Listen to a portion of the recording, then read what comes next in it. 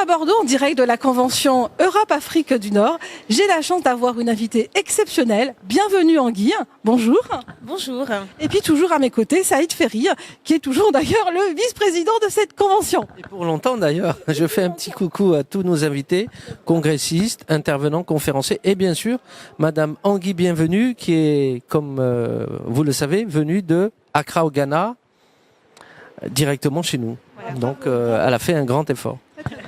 Alors je vais la présenter, bienvenue Anguille, qui est donc directrice du pôle Afrique et francophonie au sein de l'Association fédérale allemande des PME, BVMW, c'est bien cela, et directrice de l'Alliance de Mittelstand Afrique, qui est un premier regroupement des PME qui vise à investir en Afrique.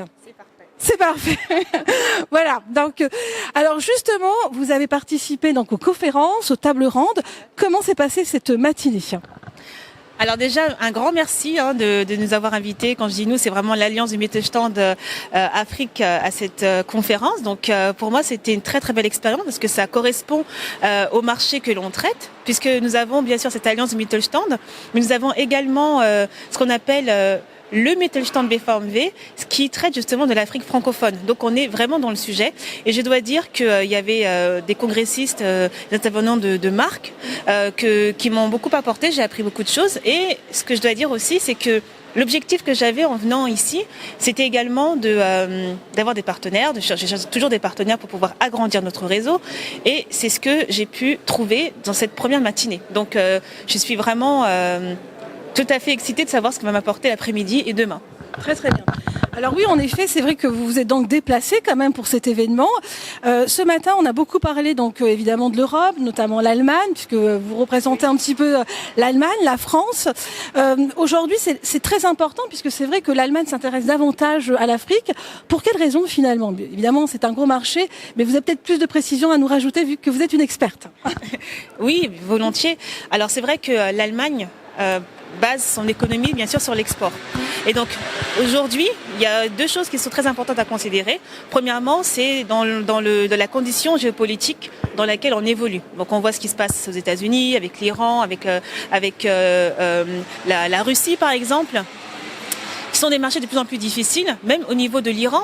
Les Allemands ont commencé à beaucoup investir lorsqu'il y avait la levée d'embargo et avec les nouvelles restrictions, il y a beaucoup d'entreprises qui ont malheureusement perdu beaucoup d'argent et elles sont un petit peu, si vous voulez, désorientées et notre travail à nous, c'est de leur montrer de nouveaux marchés, des marchés où elles peuvent également investir. Et c'est vrai que sur ces nouveaux marchés, nous sommes rendus compte qu'il y avait un continent qui avait été vraiment laissé pour compte jusqu'à aujourd'hui, c'était le continent africain. Si vous voulez, cette démarche, elle accompagne une autre démarche qui était celle qui a commencé en 2015, puisque c'est vrai qu'avec l'arrivée de plusieurs migrants en Allemagne, on a mis un petit peu en exergue le continent africain. Bien sûr, il y avait une presse qui était un peu négative, l'autre qui était aussi plus positive dans le sens que ça a mis la lumière sur le continent africain et d'un seul coup les politiques et aussi les entreprises se sont dit bah tiens, c'est un continent qu'il ne faudra peut-être pas laisser de côté parce que si ces personnes arrivent, c'est peut-être parce qu'elles manquent de perspective. Nous, on a la compétence, on a plusieurs choses que l'on peut offrir. Pourquoi ne pas s'intéresser à ce continent ? Donc ce sont ces deux aspects qu'on a pris en considération et aujourd'hui on se rend bien compte que les Allemands sont en train de redécouvrir le marché africain, du moins découvrir le marché africain. C'est vrai qu'il y a une histoire aussi de l'Allemagne avec l'Afrique, ça a été des anciens colons, même si ça a été très disons bref, mais ils n'ont pas une vraie histoire avec l'Afrique. Donc il faut leur faire découvrir ce continent en montrant les points positifs, les chances, etc. Et c'est ce que nous sommes en train de faire et c'est ce que la politique allemande est également en train de faire via des initiatives comme le Compact with Africa depuis 2017 ou bien d'autres initiatives comme le Marshall Plan avec l'Afrique. Il y en a plein, je ne vais pas toutes les citer, mais le gouvernement accompagne et on s'est rendu compte que les associations doivent aussi accompagner leurs entreprises pour pouvoir pénétrer le marché africain et justement profiter des synergies parce que l'Afrique a des choses aussi à apprendre aux Allemands comme l'Allemand a des choses à apprendre aux pays africains. Très très bien. Alors, ce matin, on a beaucoup parlé d'économie en fait collaborative, sociale et solidaire. L'Afrique est beaucoup engagée aussi sur ce marché-là. Vous avez quelques éléments à nous apporter Alors c'est vrai qu'au niveau de l'Allemagne, comme vous avez pu l'entendre, il y a beaucoup de collaboration avec le GIZ, qui est vraiment l'unité qui est présente au niveau du gouvernement allemand pour pouvoir un peu faciliter tous les projets qui ont attrait à la société civile. Donc ils sont dans plusieurs pays. C'est vrai qu'ils font beaucoup de choses, mais malheureusement c'est pas forcément toujours connu, on va dire.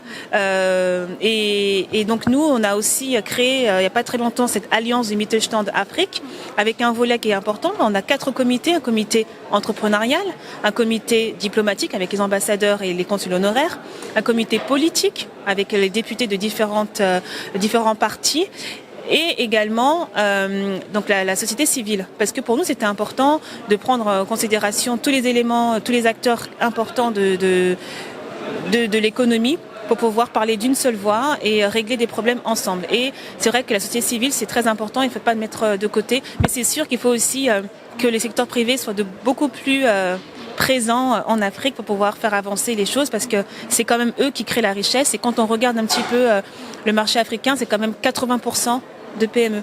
Bien sûr, c'est quand même pas négligeable. On va reparler un petit peu de votre mission, quelques minutes.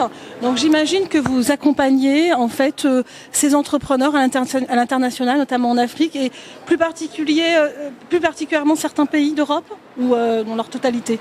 Là aujourd'hui on est en France, vous parlez beaucoup de la France et l'Allemagne. D'accord. Alors c'est vrai que notre association est d'abord une association allemande. Donc forcément, on va d'abord accompagner les entreprises allemandes à aller sur des entreprises dans des secteurs surtout qui sont sur toute l'Afrique de façon générale. Après, c'est vrai, comme j'ai dit tout à l'heure, on a aussi notre organisation fêtière qui s'appelle CEA PME, qui est là au niveau européen, et on a plusieurs associations européennes qui font partie, on en a 32, et dans ce cadre-là, il y a aussi des coopérations qui se font au niveau européen. Mais si je reviens à l'Alliance du Mittelstand, étant donné que je suis aussi responsable de la francophonie, donc c'est ouvert à tous les pays francophones. Donc on est aussi en collaboration avec des entreprises françaises. Pourquoi pas d'ailleurs faire des joint ventures avec une entreprise française qui a déjà le savoir-faire, une entreprise allemande qui ne sait pas comment faire, les deux les amener en Afrique à avoir un partenaire africain. Donc ça fait vraiment une collaboration tripartite. Il y a bien de choses qu'on peut faire, qu'on peut imaginer de faire. Là, on est au début d'un processus, et moi, je suis complètement ouverte à toutes bonnes idées, à toutes bonnes pratiques pour pouvoir enrichir notre projet. Donc voilà, c'est vraiment dans ce sens-là. Et bien sûr, les entreprises africaines qui aimeraient investir en Allemagne. Il ne faut pas oublier que c'est vraiment un échange, et c'est pas unilatéral, c'est vraiment bilatéral. D'accord. Oui, ça... Alors, je me permets juste une précision. Vous aviez parlé de secteurs. Il y a des secteurs en Allemagne qui sont reconnus, donc dans l'industrie lourde, la métallurgie, les produits pharmaceutiques, l'automotive, pardon. Est-ce que vous pourriez nous donner un peu plus de précision sur ces nouveaux secteurs engageants sur l'Afrique ? Alors, nous avons dans l'Alliance du Mittelstand justement des clusters. Et ces clusters-là, ils ont été créés parce qu'il y a eu une demande. C'est vraiment des choses que l'on a fait. On a demandé à nos membres quels sont les secteurs qui sont importants. On a également vu, bien sûr, tout ce qui se passe en Afrique, quels sont les secteurs qui bougent. Je peux vous dire que sur les 14 clusters que l'on a, les clusters qui sont les plus représentatifs, c'est le cluster numérique, tout ce qui est donc digital, l'énergie, très important, l'agriculture, tout ce qui est aussi la formation, donc tout ce qui est training, etc. D'ailleurs, c'est vraiment la formation, c'est un petit peu le fer de lance même du gouvernement, parce que c'est vrai que quand on regarde un petit peu, on se dit que tout commence par l'éducation. Avant d'être riche, il faut déjà avoir une bonne éducation. Donc tout commence par l'éducation et la formation, c'est très important. Puis ensuite, on a d'autres pôles qui sont très importants, comme le financement, par exemple. Comment faire de sorte d'avoir les bons financements pour pouvoir arriver, ou bien mettre son projet à terme. Donc déjà, ce sont les 5 premiers clusters, 5 premiers secteurs qui sont vraiment importants, dans lesquels il faut investir. Et quand on parle du numérique, on parle vraiment de tout, de la robotique. On parle beaucoup chez nous, on va dire en Europe, de l'industrie du futur. Et puis aussi l'intelligence artificielle. Il y a plein de choses à faire dans ce domaine, et même ces domaines-là au niveau de l'éducation. Il y a plein de domaines qui peuvent se regrouper, par exemple. Et l'infrastructure, bien sûr, parce que l'infrastructure, comment transporter une personne malade si justement l'infrastructure n'est pas présente, comment faire de sorte que les villes soient de plus en plus animées s'il n'y a pas d'infrastructure potable. Enfin, c'est vraiment plusieurs secteurs qui sont impliqués. Très très bien. Alors là, je vais parler en fait à Bienvenue Anguille, à la femme que vous êtes engagée, la femme entrepreneur. Je sais que le continent africain, il y a beaucoup de femmes qui entreprennent, qui sont d'ailleurs, je crois que c'est même l'un des continents où il y a le plus de femmes milliardaires. Exactement. Et aujourd'hui, justement, j'aimerais que vous puissiez nous donner un peu plus de détails pour ces femmes qui souhaitent justement peut-être s'implanter en Afrique et vice-versa. Voilà, le marché potentiel. Alors, c'est très connu, on peut dire que vraiment, sans les femmes en Afrique, il n'y aurait pas d'Afrique. C'est très clair. Voilà, parce que mine de rien, qu'est-ce que c'est que d'être entrepreneur? Est-ce que c'est uniquement d'avoir une entreprise physique et de se dire j'ai 2 ou 3 personnes que je gère, ou bien ça commence déjà dans la rue? Vous voyez bien dans les rues qui vend le poisson, qui vend, etc. Ça, ce sont des entrepreneurs. Et je parle avec entrepreneurs, eux, à la fin.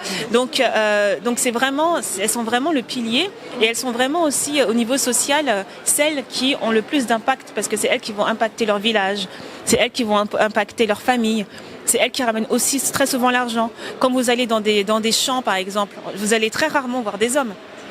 Voilà, donc il y a déjà ce côté-là, et puis aussi au niveau de l'entrepreneuriat, moi je connais également plusieurs femmes qui sont présentes. Je vais vous citer une association, ça s'appelle The Lioness of Africa. C'est une association de femmes entrepreneurs qui se trouve à la base en Afrique du Sud, mais qui réunit tous les entrepreneurs de toute l'Afrique. Et je crois qu'elles sont plus de 100 000.